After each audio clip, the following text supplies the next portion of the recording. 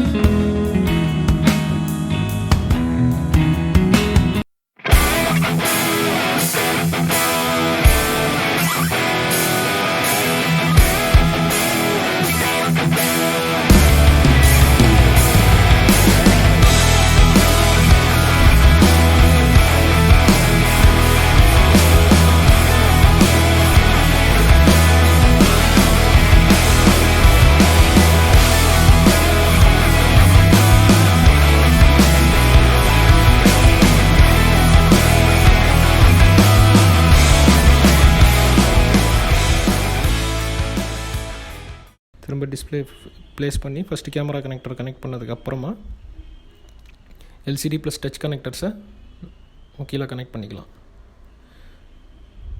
Front camera யூனிட்டோட connect பண்ணியாச்சு. இப்போ டச் கனெக்டர் அண்ட் எல்சிடி கனெக்டரை கனெக்ட் பண்ணி முடிச்சதுக்கப்புறம் டிவைஸ் ஆன் பண்ணி செக் பண்ணிடலாம். இப்போ பார்த்தீங்கன்னா டிவைஸ் ஆன் ஆகிடுச்சு, பர்ஃபெக்ட் ஒர்க்கிங் கண்டிஷன். ஐஃபோனுக்கு நம்ம வந்து ஒரிஜினல் டிஸ்பிளே மட்டும்தான் மாற்றி கொடுத்துட்ருக்கோம்.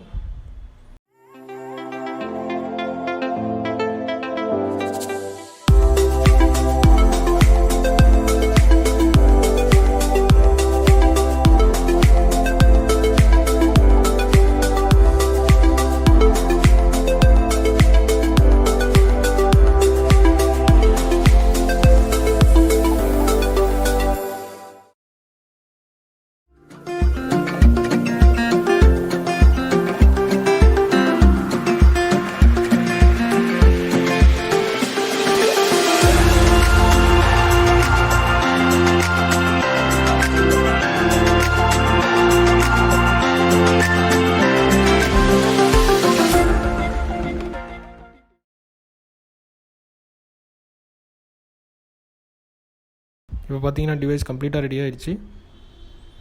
ஸோ அந்த பேக் ஷீல்டு எல்லாத்தையும் மாட்டினதுக்கப்புறம் பார்த்தீங்கன்னா டிவைஸ் கம்ப்ளீட்டாக ரெடி ஆகிடுச்சு. ஒரிஜினல் டிஸ்பிளே தான் பக்காவாகிடுச்சு.